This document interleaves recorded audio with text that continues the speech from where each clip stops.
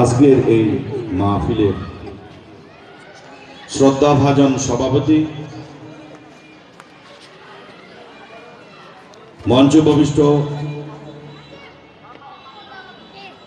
উলামায়ে কেরাম, আজকের অনুষ্ঠানের প্রধান অতিথি, বিশেষ অতিথিবৃন্দ, আমার সামনে উপস্থিত সম্মানিত মুসলমান ভাইরা এবং পর্দার আড়ালের মা বোনেরা, আসসালামু আলাইকুম রহমতুল্লাহ। আলহামদুলিল্লাহ, সমস্ত প্রশংসা, সমস্ত গুণগান, সমস্ত সুখ্যাতি কেবলমাত্র আল্লাহ সুবহানাহু ওয়া তাআলার জন্য, যিনি একটি দ্বীনী প্রতিষ্ঠানের মাহফিলে এসে উলামায়ে কেরামদের মূল্যবান হাদিস এবং কোরআন থেকে আলোচিত বক্তব্য শোনার জন্য আমাদের তৌফিক দান করেছেন।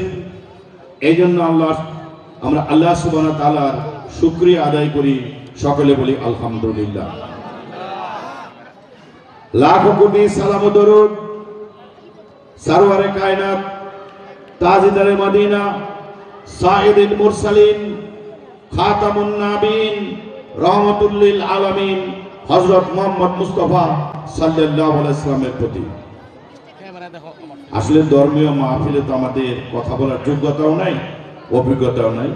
তা আমি দুই একটি কথা বলে শেষ করব। আমি ধর্মীয় মাহফিল কি এই বিষয়ে একটু উদাহরণ দেওয়ার চেষ্টা করব। ধর্মীয় মাহফিল হচ্ছে আল্লাহ সুবহানাহু ওয়া তাআলা কর্তৃক মনোনীত এমন একটি মাহফিল, যেমনি ভাবে একটি দেশের সরকার বা রাষ্ট্রপ্রধান যখন কোনো এলাকায় সভা সমাবেশ অথবা মিটিংয়ে যান, সেখানটায় যেমন 1 মাস 2 মাস আগে থেকে সরকারের বিভিন্ন সংস্থার লোকজন যাচাই বাছাই করতে থাকে যে এখানটায় কি ধরনের নাশকতা হতে পারে, কারা আসতে পারে, কাদেরকে আসার অনুমতি দেওয়া উচিত, কাদেরকে দেওয়া উচিত না।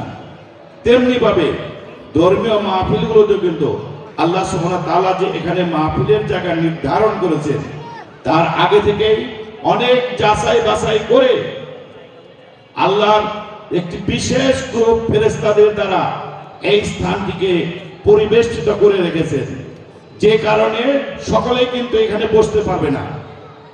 ওই চায়ের দোকানে বসে বসে আড্ডা মারবে, তারা কিন্তু মাহফিলে আসতে পারবে না, কারণ ফেরেশতারা তো পাহারা দিয়ে রাখছে। এই যে অনেকে যেমন বসতে পারতেছে না, কারণ ফেরেশতারা তাদের পাহারার বাইরে রাখছে। আপনারা কি ফেরেশতারা কি আপনাদের বাধা দিতেছে?